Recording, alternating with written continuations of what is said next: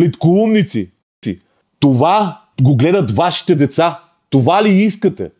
Да бъдат вашите деца? От тези ли плиткоумници? Тия немат завършен 8-ми клас. От тези ли хора искате вашите деца да взимат пример? Каните ги по рождени дни. Каните ги на откриване на барчета, на ресторанчета, на сладоледаджиници, на рокерски магазини, на барове, на сладкарнички, на дюнерджийници. На какво още, бе, пингвин? На какво ще ги канат? На дискотеки?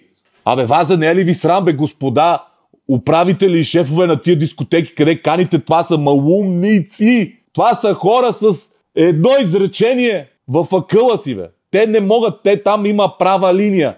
Там нема гънка, тук нема гънки. Има права линия. И знаят само едно единствено изречение. И вие им давате поле на изява на такива. Засрамете се, бизнесмени, на бизнеса тогава. Защо каните такива хора?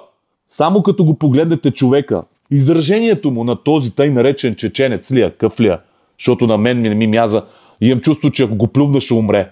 По принцип, той е торба дебела с лайна. На времето имах един приятел, така му викахме торба дебела с лайна, идваше един път, у залата, я торба дебела с лайна. Речен чеченец лия, къв лия, защото на мен не ми мяза, и имам чувство, че ако го плювна, ще умре. По принцип, той е торба дебела с лайна. На времето имах един приятел, така му викахме торба дебела с лайна, идваше един път, у залата, и аз малко съм отслабнал, и началник го погледна и му каза: не си отслабнал, бе, изсрал си се. Те така и това, пълен с говна. Давате им некви кинти и този глупак, кукалия, мукалия и това там мал бънди, казват, че изкарват по 4-5 хиляди лева на ден от реклами. Така ли беше, пингвин? 4500-4800 не падаме от реклами само. Като изкарвате по толкова много кинти, вие двама мишоци, що поне не си обърнете внимание на това как изглеждате. Сменявайте си дрехите, сменявайте си якитата, фанелките, сменете си начина на говорене. Сменете нещо във вас, за да покажете, че поне изкарвате пари от това, къде правите. А вие сте едни и същи мизерници, миришещи малумници. Разбирате ли? Вие сте потрес, вие сте срам, вие трябва да се срамувате, като излезете навън.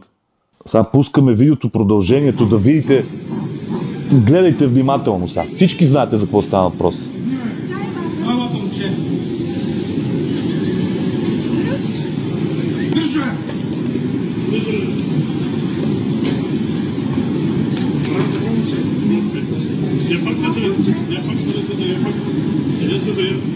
Майка ти.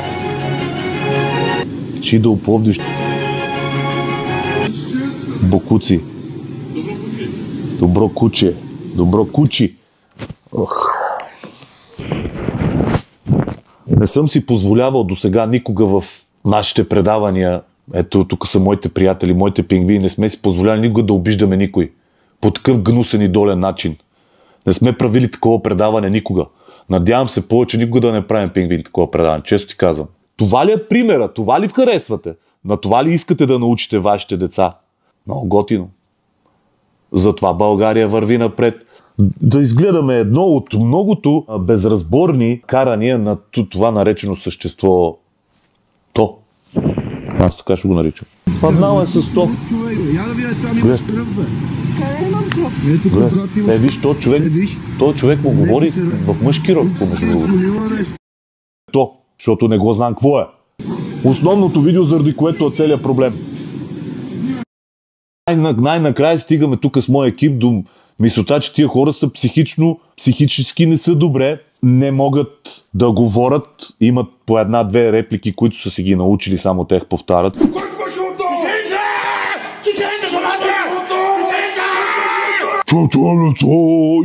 Край.